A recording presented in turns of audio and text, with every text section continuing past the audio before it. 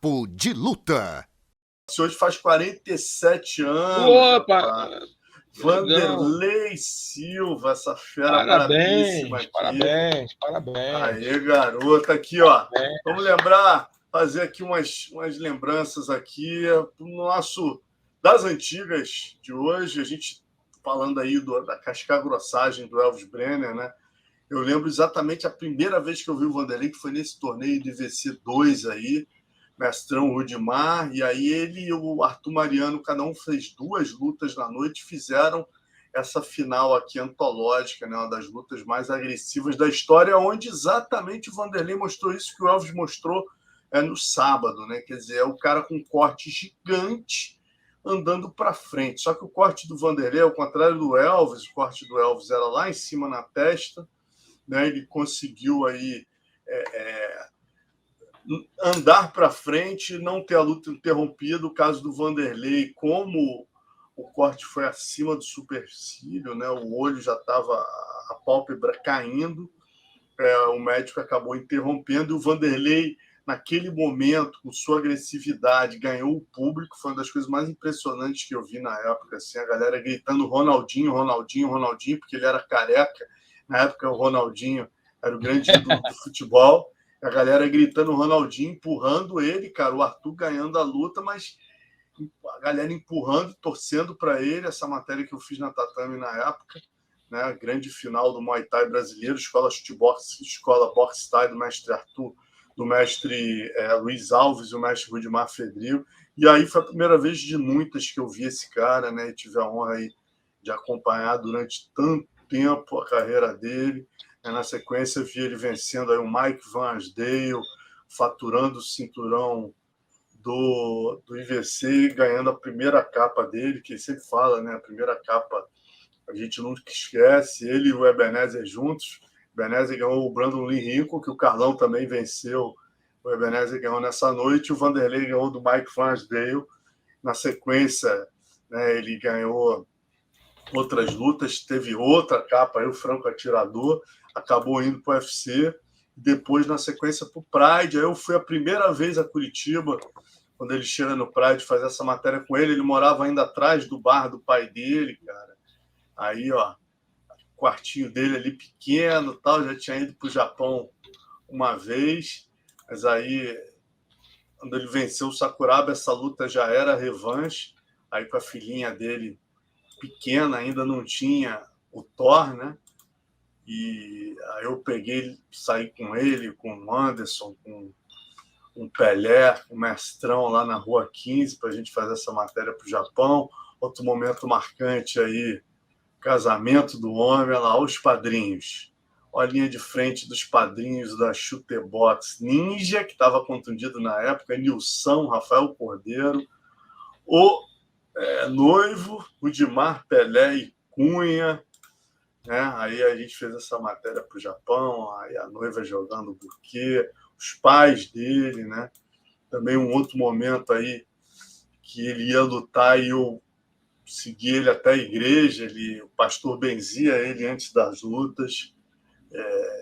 Uma vez que eu levei o estúdio para lá para fazer uma capa com ele já com o cinturão do Pride, treininho leve ali, soltinho com o Shogun, um clássico das futebols. E em 2003, a histórica matéria com a Glória Maria, né, que foi no Japão, foi a grande virada do esporte para a gente, na noite que ganhamos 2 cinturões na mesma noite. Minotauro finalizou o Cropop, Vanderlei ganhou do Yoshida, né? Aí aqui o intervalo entre as lutas, ele no vestiário e depois nocauteando o Quinto Rampage, né, que também valeu mais uma capa da Tatame aí, histórica, né? E, porra, quantos momentos com esse cara, grande ícone, cara que nunca negou uma matéria, chegava lá, ele cansado, perdendo peso, ou sempre se dispunha a me atender. Aí, quando nasce o Thor, né, que passa a ser aí o grande motivação para ele, isso é um registro também raríssimo, quando o Lyoto foi treinar lá, Lyoto treinando com o Vanderlei. A sequência também, o Arona, eu estava lá no Japão, quando ele lutou com o Arona, na noite que ele perde do Arona, mas o Shogun ganha do Arona na sequência. Depois ele sozinho vai para Las Vegas, né? E fui lá acompanhar essa chegada dele lá sozinho, saindo da shootbox, começando uma vida nova com um filho em Las Vegas, sendo recebido pelo Randy Couture, né? Robert Drysdale, Jacaré e Forrest Griffin.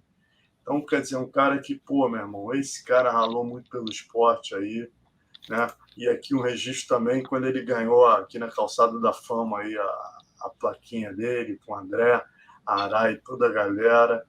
Então, parabéns, Vanderlei, grande ícone aí do nosso esporte, grande lenda. E acima de tudo, que eu estava falando no meu Instagram, é um cara que atende bem os fãs, entende o jornalista como um parceiro de trabalho, não como um concorrente aí, nunca negou uma matéria. É um cara que eu tenho aí enorme admiração e sempre legal fazer essa homenagem aos ícones, né, Carlão?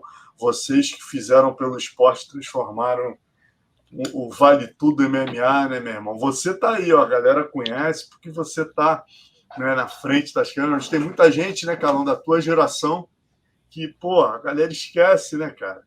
Sim, sim, isso aí não tem dúvidas. Ainda falando um pouco do Vanderlei, né? Como a gente estava falando aqui falou, né? Do José Aldo Júnior, do Anderson Silva, né? Do Minotauro, Vitor Belfort, o Vanderlei, né? Tá nesse patamar aí desses caras fora de série, né? Esses caras que são ícones, né? Que transcendem o seu tempo, né? Criaram um legado. Então a gente tem que respeitar esses caras, aplaudir esses caras. E como você bem disse, tem muitos grandes nomes, né? Que fizeram aí, construíram, de certa forma, direta ou indiretamente, né, o que é hoje o MMA, que são esquecidos, né? E a memória do nosso povo é muito pequena, né? O brasileiro tem uma memória muito curta, né? Esquece tudo muito rápido, em todos os segmentos.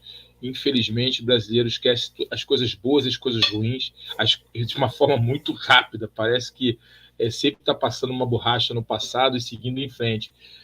Eu poderia falar que isso, de certa forma, é bom, mas no que tange ali a respeitar e admirar os grandes ídolos é ruim, porque você vê que, uma vez, só para a gente fechar aqui e falar isso, eu não esqueço disso, cara, é uma coisa que sempre me bate na minha memória quando eu falo sobre esquecer ídolos e não respeitar a história.